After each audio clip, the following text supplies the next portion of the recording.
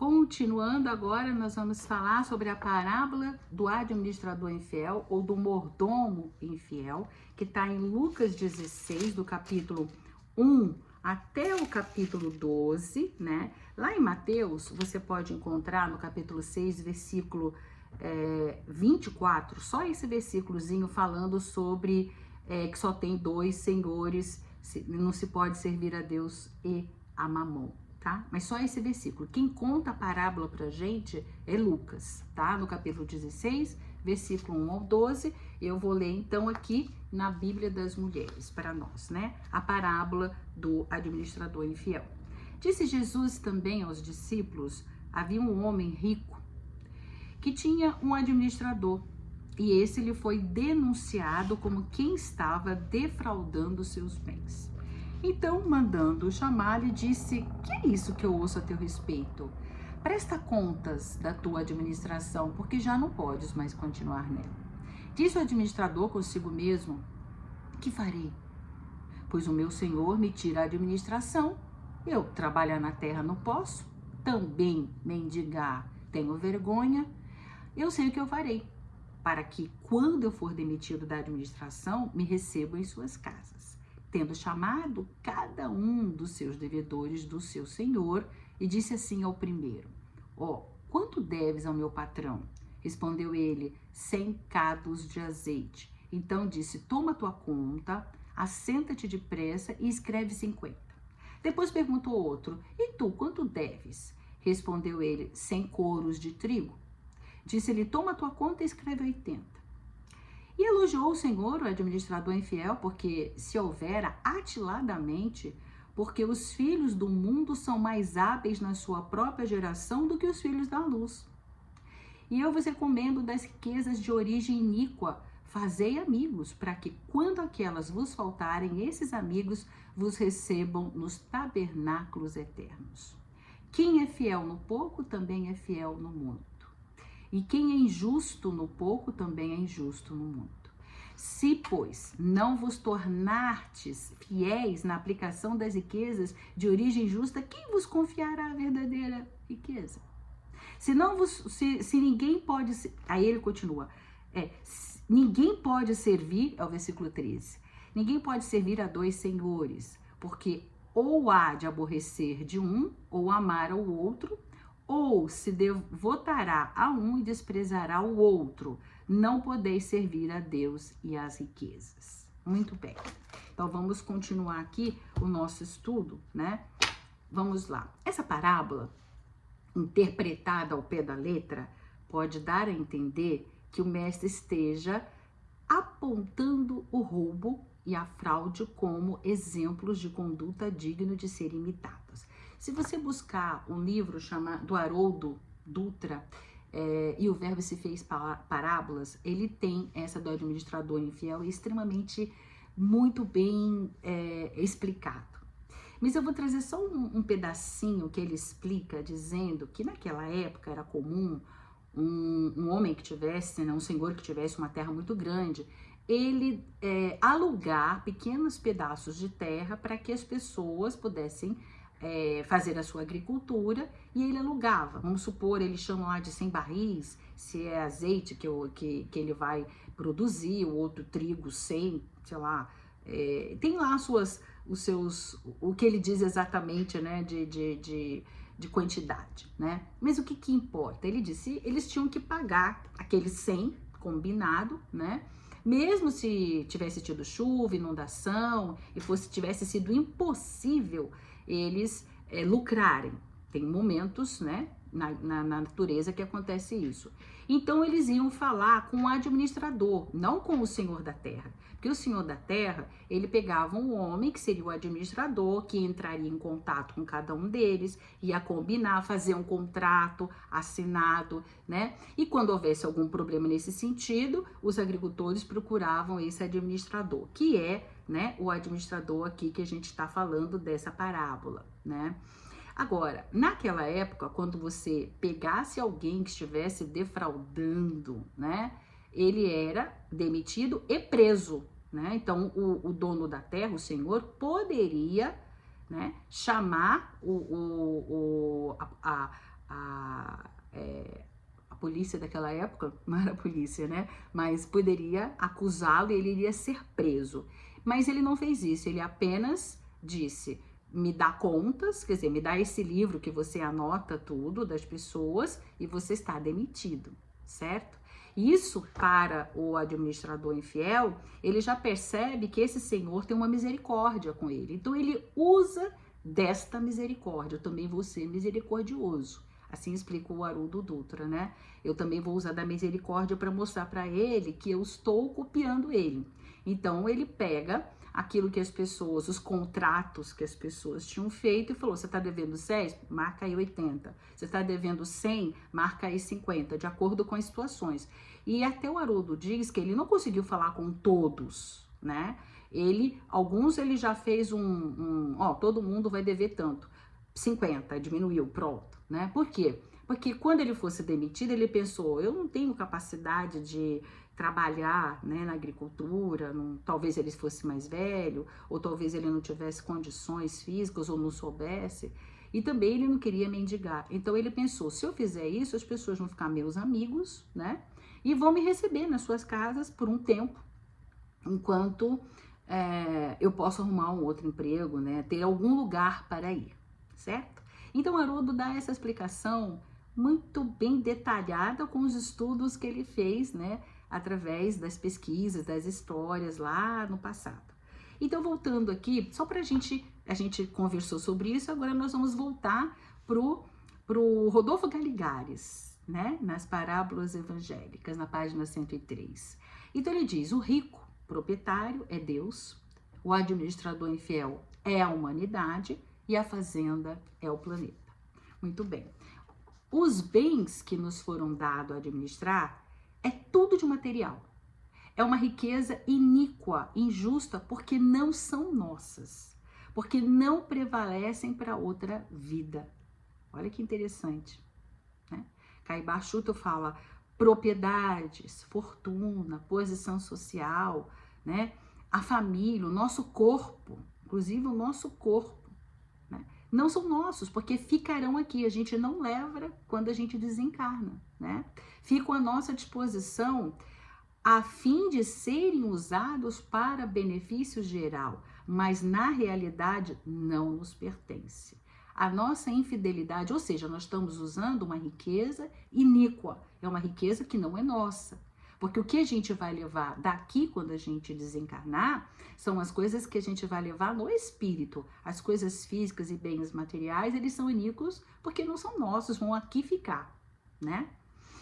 Então, o Rodolfo Galigares, né, também comenta assim: fico à nossa disposição a fim de serem usadas para benefício geral, mas na realidade não nos pertence. A nossa infidelidade consiste em utilizarmos desses recursos egoisticamente como se fosse apenas o nosso patrimônio. É a minha família, é a minha casa, é o meu carro. Eu tenho essa posição social. Tudo isso, o meu corpo, tudo isso nós vamos só utilizar. E quando a gente usa egoisticamente, né, como se fosse só o nosso patrimônio, porque não é nosso, é do Senhor, lembra? Nós somos só os administradores, né, desses bens que nos foram dados. Quando Jesus diz: granjeai amigos com as riquezas iníquas, ele queria que entendêssemos, né, que mais no futuro, atual hoje, né, que nós somos todos criaturas endividadas perante Deus. Somos todos pecadores que têm contas a saldar com a justiça divina. Quando nós usamos os bens para ajudar os outros em suas necessidades, diminuindo as dores e as aflições, equivale a gente diminuir as nossas dívidas, mesmo que não seja diretamente aqueles que fizemos no passado. Débitos contraídos, talvez em outras encarnações. Ou seja, o Haroldo Dutra, né, naquele livro E o Verbo se fez Parábolas, ele diz que a gente está sempre usando o cheque especial, né? Então, o nosso corpo, tudo que a gente tem nessa vida, né, nós nem sequer merecíamos pelas situações se nós tivéssemos, né, capacidade de ir lá atrás, descobrir as outras encarnações, o que a gente já fez no passado, né? Então a gente estaria aqui realmente com a riqueza iníqua, usando, como ele diz, o cheque especial, usando sem ser merecedores de tudo o que nós estamos utilizando nessa vida. Ou seja, quando nós ajudamos, né, o próximo, ganharemos a complacência do Pai Celestial, porque Deus compraz em nos ver tratar o próximo com amor. Não tem? O amor cobre uma multidão de pecados? Pois é.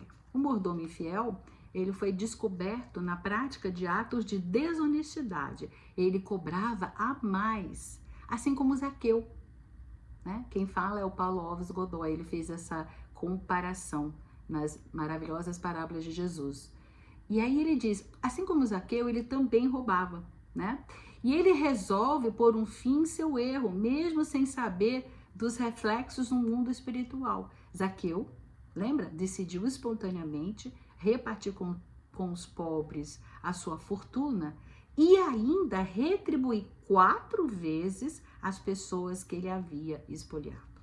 Então Zaqueu fez como mordomo, granjeou amigos com o dinheiro que havia acumulado na prática da injustiça, e Jesus elogiou. O que Jesus disse para Zaqueu? Hoje entrou a salvação na sua casa. Então nós podemos perceber também na parábola do rico e do Lázaro, né, as condições péssimas de um espírito que não soube ser prudente, granjeando amigos com as riquezas contraídas com a prática da injustiça. O rico da parábola não encontrou amigos nos tabernáculos eternos, e nem para molhar o dedo da água e refrescar a sua língua, ele não amparou Lázaro, não amparou e não ajudou a encontrar meios de minorar suas dores. Vocês percebem? O livro Parábolas Terapêuticas, né, o Alírio de Cerqueira Filho, no capítulo 7, lá no volume 2, ele nos revela interessante interpretação para os filhos deste mundo, filhos da luz. Porque os filhos deste mundo são mais sábios para com a sua geração do que os filhos da luz. Estranho isso, né? Como assim? Os filhos desse mundo é mais sábio do que os filhos da luz? É porque os filhos deste mundo simbolizam aqueles que se arrependem dos equívocos praticados, de uma forma verdadeira, buscando reparar os erros praticados. E os filhos da luz simbolizam aqueles que seguem todas as normas de conduta estabelecidas, focadas em parecer e não no ser. Na época de Jesus, eles se autodenominavam ser filhos da luz, aqueles como os fariseus, seguiam os mandamentos estabelecidos pela crença religiosa, mas de uma forma exterior. Em contraponto, os que não seguiam os mesmos preceitos eram os mal vistos, os publicanos. Vocês lembram que a gente vai estudar mais no semestre que vem a parábola do fariseu e do publicano, né? Que eles estão orando e o fariseu diz, eu jejuo 2 vezes na semana, eu dou o dízimo, mas não sou como esses homens. E esse publicano aí, ele diz assim, né? E o publicano diz, se propício a mim, que sou pecador. E aí Jesus fala que o publicano é que voltou para casa justificado, né? Então nessa época, por isso que Jesus utiliza esse termo, né, de filhos da luz. Eu vou ler para você de novo, porque os filhos deste mundo são mais sábios para com a sua geração do que os filhos da luz. Porque os filhos da luz, eram esses fariseus que se autodenominavam com luz, mas na hora H não auxiliavam, não ajudavam, né? Nós vemos também o cara lá que estava jogado na estrada depois de ser roubado. E aí, é justamente o samaritano que eles não gostavam, é que vai lá, né, a parábola do samaritano. É ele que vai buscar o homem e ajudar aquele homem. E não os outros da igreja que passou por ali à distância e foi embora, né? Então, Jesus, diversas vezes, ele toca nesse pontinho, né, mostrando, né, que os filhos da luz, apesar de fazer todas as condutas e normas, eles só usavam isso para parecer e não para ser. E o filho do mundo é as outras pessoas que às vezes reconheciam o seu erro, né? E reparavam o seu erro, que é o caso aqui. Por isso que nessa reflexão de hoje, nós estamos vendo o que significa isso. Então, tomemos cuidado, né? Em nos autodenominarmos, né? Ou nos julgarmos filhos da luz, com posturas farisaicas, desconsiderando a necessidade da transformação interior e da reparação. E ficamos então com a questão 642 do Livro dos Espíritos. Allan Kardec faz a pergunta: para agradar a Deus e assegurar a sua posição futura, bastará que um homem não pratique o mal? Qual é a resposta dos Espíritos? Não. Cumpre-lhe fazer o bem no limite das suas forças, porquanto responderá por todo o mal que haja resultado de não ter praticado o bem. Quer dizer, eu não faço mal, mas também eu não faço bem, mas também não faço mal. Mesmo o bem que você não faz, né? Que gera um monte de mal porque você não fez aquele bem, você vai responder por ele. Ou seja, os espíritos não deixam margem a dúvidas.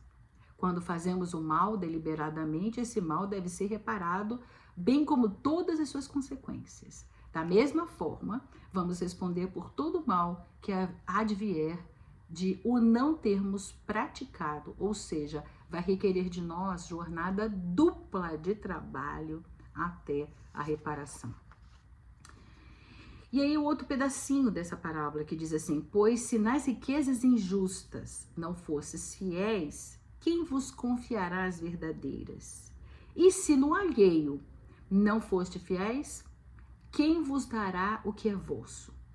Se não pudermos gerir bem as coisas da terra, como nos poderão ser confiadas as coisas do céu? É isso que do Godoy nos explica com essa frase, né?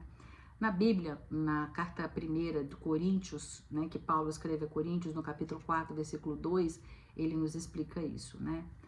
Os pregadores responsáveis a Deus. Ora, além disso, né, o que se requer dos despenseiros é que cada um deles seja encontrado fiel. É isso que ele escreve na carta, né? Paulo fala do seu papel de servo, de despenseiro, dos mistérios de Deus, as verdades do Evangelho. Um despenseiro, em grego, a palavra é oikonomos, O-I-K-O-N-O-M-O-S, oikonomos. É o servo a qual foi confiada a administração da propriedade e negócios do mestre. Então, naquela época, os administradores fiéis e infiéis, né? Os administradores, eles eram os oikonomos. E Paulo, nessa carta, ele justamente fala dos despenseiros, dos oikonomos, né? Então, para terminar, prestar conta faz parte da nossa vida diária. A exigência do que dá e também a responsabilidade do que recebe. Está na Bíblia da Mulher. O empregado, ele presta contas ao seu empregador. O marido e a mulher prestam contas um ao outro e à família. O cidadão presta conta à sociedade, todos nós, a Deus. Se levarmos a sério as nossas responsabilidades como mordomos de Deus aqui na Terra, estaremos preparados para o dia da prestação de contas. Seja quais forem os recursos que nós tenhamos que administrar. O tempo, o talento, o dinheiro. Evitemos o desperdício. Vamos maximizar o lucro. Acima de tudo, certificar de que o investimento que nós estamos fazendo é agradável a Deus. O tempo, ele deve ser usado com sabedoria. Os talentos para edificar os outros. E o dinheiro com responsabilidade. Então, tenhamos a profunda consciência de que nossa responsabilidade de despenseiros de Deus, que nós somos, na atualidade, os oikonomos do nosso Pai Celestial.